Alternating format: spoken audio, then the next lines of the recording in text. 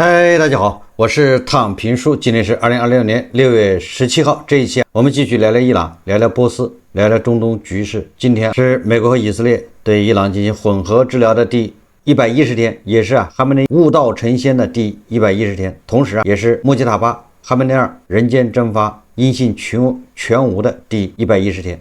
就在这第110天，两个主任医师和副主任医师就手术方案发生了争执。美国和以色列就对伊朗的这种治疗方案发生了明显的矛盾。前几天咱们节目也说了，美国和伊朗签署美伊谅解备忘录，这个谅解备忘录是签了，但是各自国内遇到了大问题。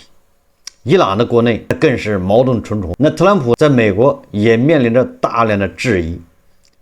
现在很多声音媒体都在报道特朗普失败了，有的甚至说美国失败了，这是美国的媒体在报道。那伊朗国内那也是内斗矛盾更加突出。所以说某种意义上说，所谓的美伊谅解备忘录，它不是中东局势紧张局势的结束，反而是一个新的开始。这个新的开始恐怕不是以第一阶段这种猛烈的炮火轰炸，而是转入各自的内部的这种派系斗争，这种更加残酷的绞杀。那我们今天就来介绍一下，先说美国。现在美国签了美伊谅解备忘录以后，万斯据说已经签了电子版的。那6月19号就去瑞士，现在瑞士方面签字的时间、会场、地点都已经准备好了。6月19号，万斯跟伊朗的卡利巴夫去瑞士日内瓦一个农庄去签协议。签完之后，按照伊朗的说法，签完当天就展开新的一轮会谈。那我想伊朗主动公布，那肯定是要钱。朗子说了，我自签了，那就赶紧第一阶段给我先释放120亿美元，兑现承诺。那这个在美国国内引起了极大的争议现在美国的民主党、美国的共和党的强硬派都在纷纷指责特朗普遇到了可耻的失败，特朗普输掉了战争，特朗普被伊朗人耍得团团转，伊朗全程拿捏美方。所以这个搞得特朗普和万斯两个人鸡头白脸的出来解释。我不知道大家有没有关注，好像自从说美国和伊朗要签谅解备忘录之后，本来当红炸子鸡是吧，呼声很高的卢比奥突然销声匿迹了，新闻中好像看不到他对伊朗再发出什么评论或者是讲话，大家有没有发现？所以现在媒体更多的把目光聚焦在万斯身上，万斯就出来解释这个万斯就说了，他说万斯彻底驳斥那些散布伊朗政权宣传企图让特朗普总统败选的假新闻，说伊朗永远拿不到美国纳税人的1分钱，绝对拿不到1分也别想拿到。一些媒体竟然照搬伊朗伊斯兰革命卫队的宣传口号，这些口号在协议文本中毫无依据，也与现实毫无关联。万斯也说，除非伊朗人安分守己，改变他们的行为，否则他们1分钱也拿不到。这意味着伊朗永远不可能拥有核武器。万斯的意思是，美国或者是美国这边跟这个盟友、王爷国这些是要给伊朗给钱的，但是要看伊朗的表现。也就是万斯他没有否认。《华尔街日报》报道，他说美国官员在一次简报会上证实，伊朗将获得总计1000亿美元的冻结资金和3000亿美元的重建基金全部使用权，说这2项资金均包含在目前正在执行的伊核协议中。这个万斯还解释说，如果伊朗改变态度，我们也将改变对伊朗的态度。无论伊朗改变其行为还是决定不遵守协议，我们都赢了。从答应谈判的那一天开始，我们就赢了。我觉得胡锦老师是不可能答应的。胡锦老师说，无论伊朗和美国打还是不打，谈还是不谈，协议破裂还是没有破裂，给不给3000亿，那都是我们赢了。美国和伊朗那都是白忙。这个万斯同志在接受美国媒体采访时，他还说，如果伊朗履行和美国和平协议中规定的义务，伊朗将能够获得海湾国家联盟提供的高达3000亿美元的重建基金支持。万斯还一再说，他说我们没有动用美国纳税人的钱。他在媒体上就是万斯鸡翅白脸的不停的去解释，说美国没有给伊朗钱，1分钱也不会给，更不可能掏美国纳税人的钱给伊朗。任何形式的，而且说美国的立场是，只有当伊朗改变行为之后，才能获得协议带来的好处。这是万斯解释。那特朗普那更是鸡头白脸的解释，因为这两个人鸡头白脸的解释，所以导致很多话还对不上，还有矛盾。照例特朗普还是要发帖子的。特朗普在他的真相社交上明确否认了美国向伊朗支付3000亿美元的说法，斥其为假新闻。美方高级官员解释称，讨论中的基金并非政府拨款或纳税人资金，而是由私人企业参与的投资工具，且其启动严格取决于伊朗履行核承诺及其他协议条款的表现。在七国集团峰会期间，这特朗普向媒体表示，他说美伊达成的谅解备忘录核心内容非常明确，即伊朗绝不能拥有核武器。特朗普再次强调说，这一点已经说得非常清楚，并警告称，如果伊朗试图获取核武器，将面临地狱般的后果。在被问及以色列若继续在地区采取军事行动是否会影响美伊协议时，特朗普表示，当前重点在于伊核问题，并称相关协议将确保伊朗无法发展核武器。特朗普的现在所有的心思重点都放在伊朗不能有核武器这一块，其他的他管不了了，就这意思。他同时将地区趋势做出区分，称黎巴嫩冲突属较小的战事，而伊朗问题才是更大的核心矛盾。按照伊朗方面的宣布，那伊朗肯定是大获全胜，这特朗普美国那是不仅是军事上失败，外交上更是一塌糊涂，一败涂地。但是万斯和特朗普出来声嘶力竭的在那辩解，那有记者就说了，那你为什么不把伊朗的协议文本公布出来呢？你公布出来不就大白于天下了吗？你老说这个 CNN 对吧，华尔街日报是报道的这个伊朗假新闻，那你把真的公布出来。这个特朗普说我会的。那记者就说了，为什么不在周五之前公布？你已经签了电子版了，对不对？把它拿出来。你周五不是在瑞士签那个文本吗？特朗普说我会的，因为我在这样做之前，我希望能先有一个正式的场合，但我对此完全没问题。这是一份很棒的文件，伊朗永远不会拥有核武器，他就是这么写的。他们不会通过购买或开发来拥有核武器，他们绝对不会拥有核武器。我想说，这大概体现了我 99.9% 的意愿，因为我们不能让那种情况发生，你们也不能让那种情况发生。说他们不会拥有核武器。你看特朗普絮絮叨叨来来回回，实际上他的一个重点就是核武器这块，在谅解备忘录里面，所以他反复强调这一个就是他的成绩。而且他说了，那有人就说了，没有核武器，当年奥巴马跟伊朗签的也是这个，没有核武器，伊朗人也承诺了。你现在承诺这有什么玩意？特朗普说不对，我跟奥巴马的协议不一样，奥巴马的协议是伊朗不能生产制造核武器，我协议奥巴马伊朗不仅不能生产制造，他还不能购买，也不能研究研发，也就我比奥巴马的协议还是要高明了很多，不知道高明到哪儿去了，就这意思啊。特朗普也说海峡将会开放且免费通行，而且在60天之后也是免费的，并不是有人所说它免费通行60天，不，它是免费的，就是这样。当它永久开放时，它就会是免费的。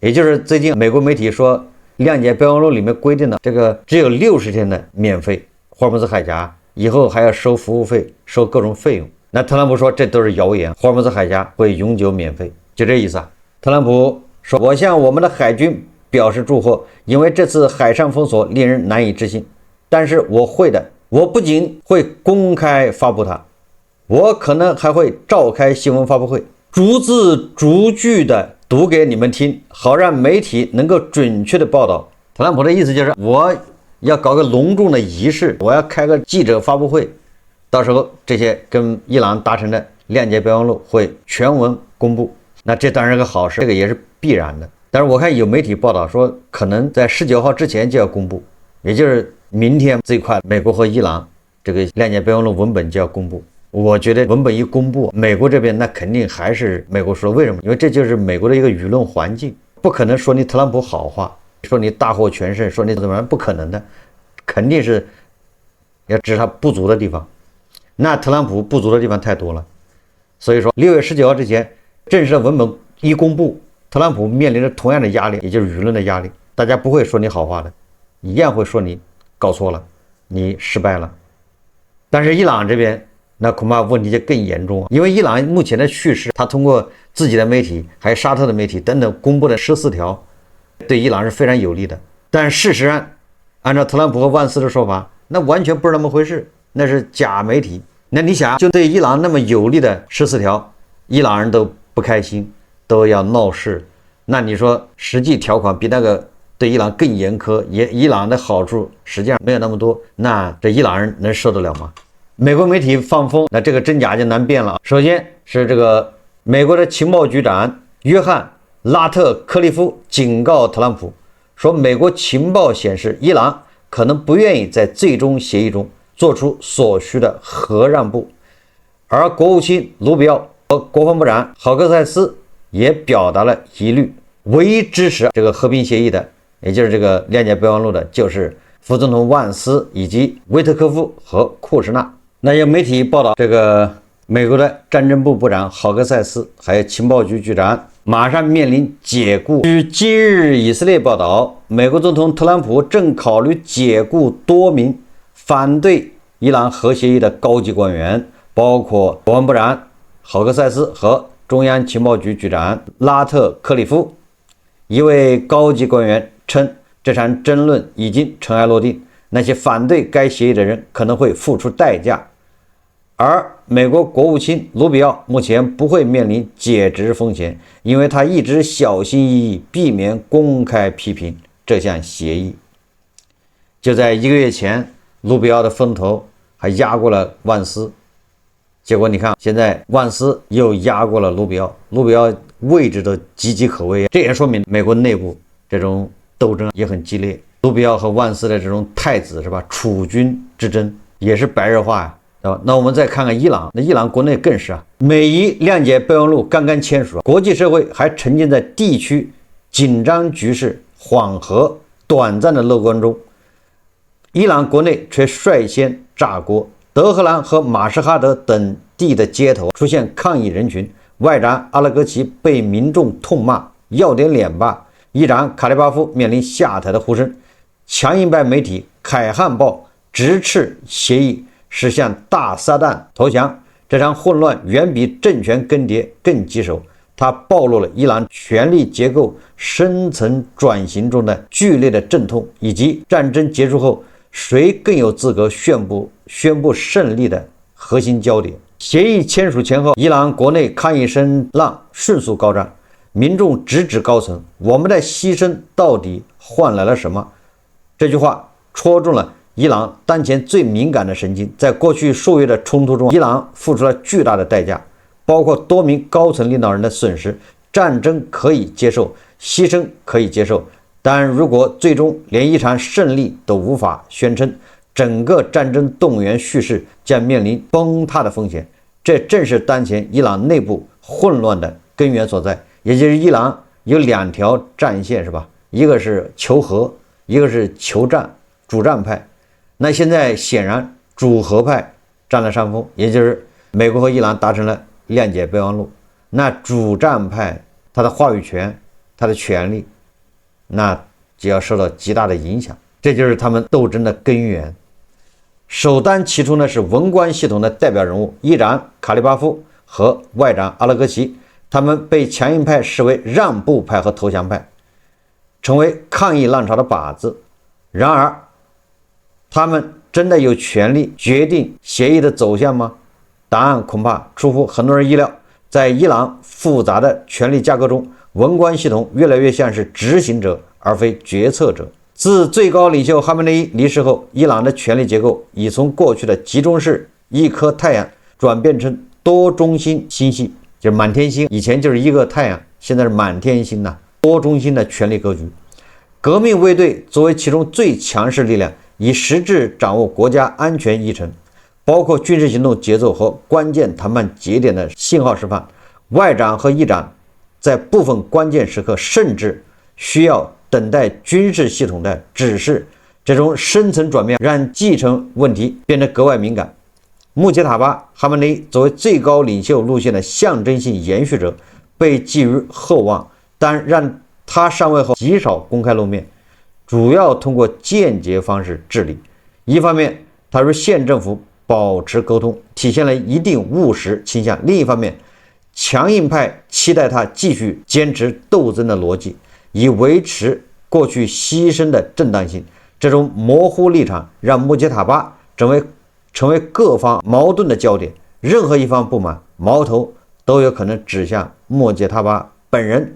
革命卫队持续释放强硬的信号，强调安全红线不可触碰，文官系统则努力推动协议落地，以缓解经济压力，而最高权力层却保持沉默。这种三层错位制造了当前最尴尬的局面。如果制裁松动，谁来为过去的牺牲负责？如果缓和成为现实，战争动员体系又如何证明自身的正确性？也就是过去强硬路线，那不就失败了吗？失败了就要遭到清算，有人为过去的事业负责，就这意思。强硬派因此陷入双重否定，一边宣称没有最高领袖批准的协议无效，一边又表示即使批准也不接受。这不是逻辑矛盾，而是深刻的利益焦虑和叙事危机。强硬派议员贝萨蒂公开批评政府仓促且软弱，称协议违反最高领袖红线，仅反映官员的理解和能力，无法代表最高领袖意志，指的就是穆杰塔巴。而凯汉报作为革命卫队的喉舌，更是毫不留情地讽刺道，向美国退缩只会招致更多的利用，本届政府再次重蹈覆辙。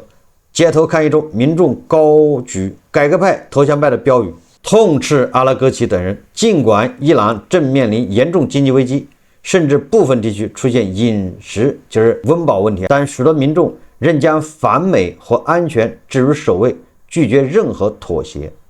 美国方面同样对协议前景持谨慎态度。伊朗内部的混乱实际上是根植于权力从集中向多中心转型的阵痛。革命卫队掌握关键资源和合法性来源，却面临新挑战。文官系统获得外交空间，却缺乏绝对的主导权。最高权力中心则在象征与现实间艰难平衡。但战争不再是有效的社会动员工具时，伊朗能否建立新的权力平衡，成为决定未来的核心问题。如果能，这份谅解备忘录可能成为新周期的起点；如果不能，今天的和平窗口或许只是下一轮复杂博弈的短暂间歇。对特朗普而言，现在庆祝战争结束显然为时尚早。伊朗国内两派分裂若加剧，革命卫队继续限制霍尔木兹海峡，协议将失去实际意义。中东未来仍充满不确定性。美国势力若不撤出波斯湾，以色列继续无视秩序，整个海湾地区都将处于高度动荡之中。伊朗目前正在经历的不是简单的变天，而是一场比政权更迭更深刻、更复杂的内部重构。这场重构的成败将深刻影响中东格局，乃至全球能源安全。德黑兰的沉默与喧嚣背后，是一个古老国家在战争与和平的十字路口艰难抉择。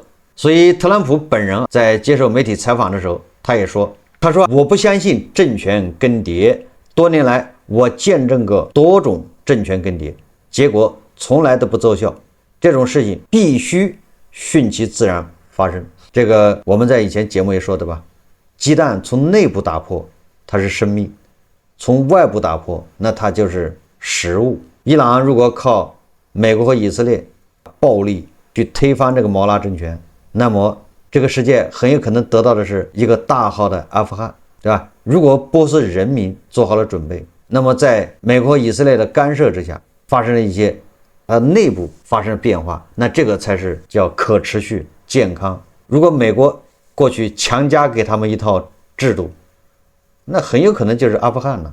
因为你从现在看，伊朗的盘盘们那势力还是很大的，特朗普到目前为止，他也不能说因为这个事还没结束，但是到目前为止，特朗普确实犯了一些叫中期选举的刚需，占了上风，压制了长期战略，对吧？也就是美国的长期战略让位于特朗普的中期选举刚需，应该这么理解，对吧？也就是特朗普为了中期选举，他搞了这么一个谅解备忘录，但是特朗普如意算盘能成功吗？很难，因为伊朗人并不傻，伊朗人打仗不行，但是谈判算计这一块，那还是得到特朗普本人的认可。因为特朗普不止一次的说，伊朗人打仗不行，谈判是把好手，也就是人家已经算准了你特朗普的那些弯弯绕那些算计，就是特朗普你的算计都在别人算计之内。美国的老牌鹰派，这个也就是美国前特朗普第一任期的时候安全顾问波尔顿，他就指责特朗普，批评特朗普，伊朗全程拿捏美方，这份协议是伊朗单方面胜利。他说，在这场外交博弈里，特朗普完全落入伊朗人的节奏之中，伊朗人从头到尾把特朗普玩弄于股掌之间。也正因看透了特朗普急于达成协议的心态，德黑兰才稳稳拿到全部自己想要的谈判成果。在他的解读里，伊朗谈判团队洞察力极强，早在谈判开启数周乃至数月前，就精准捕捉到特朗普迫切想要一份外交成果，完成美伊缓和的诉求，全程暗中把控谈判节奏，步步引导美方让步，最终交出一份对伊朗高度有利的双边谅解。而特朗普被人耍得团团转，如同拉小提琴一般任人摆布。这个我们在节目里一直说，特朗普只要对谈判有所幻想，那么他一定会落入伊朗人的圈套，人家就利用你。当然这里面还有一个极大的变量，那就是以色列。根据央视报道，以色列不承认美伊协议，美伊达成谅解备忘录，不在协议中的以色列很可能成为协议的关键变数。根据《华尔街日报》16日援引消息人士话称以色列总理内塔尼亚胡正在寻求与美国总统特朗普进行紧急会晤，旨在讨论美伊协议。当地时间15日晚，以色列总理内塔尼亚胡举行自今年3月以来首场新闻发布会，就美伊达成谅解备忘录等问题发表讲话。内塔尼亚胡称，以色列并不知道美国和伊朗达成的协议具体包含哪些内容，这是由美国总统特朗普促成的。他和特朗普相识多年，很多时候意见一致，也有时候不一致，而以色列将按照自己设定的界限行事，也就是你美国和伊朗，你们俩达成停火协议，那是你们俩的事情，我干我的活。所以这个两位主治医师，一个是主任，一个是副主任，对手术方案、治疗方案发生争执。而伊朗伊斯兰革命卫队中央叫司令部吧，威胁打击以色列。他说，西安主义政权的恐怖军队在美国总统宣布战争结束后的过去2天内，违反了黎巴嫩南部停火协议84次，并继续对黎巴嫩受压迫人民犯下罪行和杀戮。警告说，如果西安主义政权杀童军队不停止在黎巴嫩南部的罪行，他将面临来自伊朗伊斯兰共和国强大武装部队的严厉回应。你说这还怎么和平？以色列剿灭真主党，那这个是不会受别人影响。那伊朗要打以色列，那以色列必然会回击，那还怎么停火？所以说美伊停火协议的线头还是瞪在以色列人的手上。最后我们再讲一讲这个3000亿的重建基金，你叫什么名字不重要，咱们在以前节目就说过了，所谓的赔偿，双方可以各自表述，换一个说法。那伊朗人他完全可以把它宣传成就是赔偿，但是美国人完全可以把它宣传成这是一项投资，我还赚钱。所以说各自表述。但是我认为这个按照特朗普一贯表现，这个3000亿美元重建资金更像是给伊朗量身定制的画的一个大饼。为什么这么说？也就是这个大饼，一个伊朗人他未必不知道这是个饼，但是这个饼对伊朗人也很有用，因为他可以拿它来解释对国内的谈判，解释你看3000亿美元，他可以说成这是赔偿，我为什么说是大饼？因为3000亿，首先第一个，它的资金构成，它这个钱不是特朗普从他的国库纳税人的钱投进来，甚至特朗普说这个钱跟美国政府1毛钱关系没有，是私营企业认领。据说根据美国媒体报道，现在已经有1500亿美元就认领了，人家愿意来投资到伊朗投资啊。实际上就是说，美国还有中东这些王爷国愿意到伊朗投资的这些资金，都装到这个叫所谓的重建基金里面。那本来如果说你只要没有跟伊朗敌对，没有跟伊朗打仗的情况下，这个资金其实挺多的，恐怕不止3000亿美金。这一次只不过找了一个说法，把它装到一个篮子里面。本来就是一种民间投资啊。伊朗跟美国翻脸之前，那美国在伊朗的投资是很多的，石油投资，各种，不光是美国，那中东王爷国在伊朗的投资，所以实际上把它装到一个篮子里面。但是由于美国对伊朗的制裁之后，这个没有了，因为谁也不能去伊朗投资了，被制裁了。那现在放开制裁，这个基金把过去的那些民间投资把它归拢到一起，谁愿意谁就来加入，这么一个逻辑。至于这个基金投资是要赚钱的，人家投资就是赚钱，但是这个在伊朗方面它可以不宣传，这都是来赔偿。来，你看我们这个炼油厂盖好了，我们发电厂又盖好了，我们的化工厂又盖好了，更大更漂亮，效率更高，收益更好。这个东西对伊朗来说，它便于宣传。那我为什么说它是画了一个大饼？大饼是什么意思呢？说民间投资，实际上政府是没有办法强制干涉。大家还记得美国把委内瑞拉给拿了之后，管了之后，特朗普召开了全球最大的这个石油巨头是吧，在白宫开会，让大家认领。他不是承诺给委内瑞拉投资1000亿美元吗？这是特朗普承诺了1000亿美元，结果美国那些石油巨头对吧，脑袋摇得跟拨浪鼓一样的。那最后现在多少人就投了不知道，对吧？这个玩意是民间对吧？是那些石油巨头，人家愿意去就去了，不愿意去，你特朗普还能把人怎么着？那伊朗这一样，特朗普也是估计在国内搞个动员会，把这些有钱的企业叫过来，你们愿意不愿意去伊朗投资啊？你们能认领多少？现在据说是1500亿美元，这个1500亿美元不光是美国企业，还包括中东企业，包括其他的欧洲的，据说1500亿。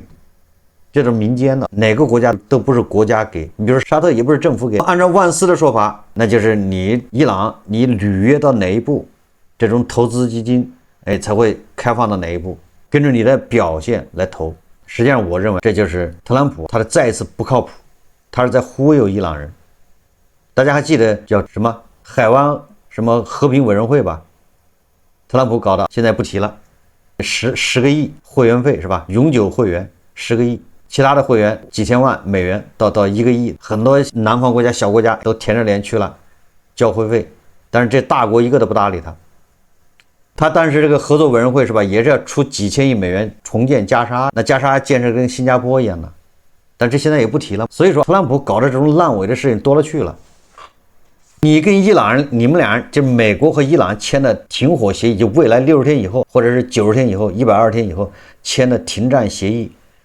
你怎么能约定哪些企业去投资，对吧？这个停战协议，你除非说约定你美国政府你给我赔偿多少亿，那是可以的。你能在里面约定说我哪个企业我来给你投3000万、5000万，那是不可能的。所以说这个必然是个意向性的这么一个东西，意向性没有什么约束力。到时候比如说美国的石油巨头说答应投资100亿美元，到时候他不投了，你还能把他怎么着？去把他打一顿是吗？伊朗人没脾气，对不对？这3000亿就像个饼一样的。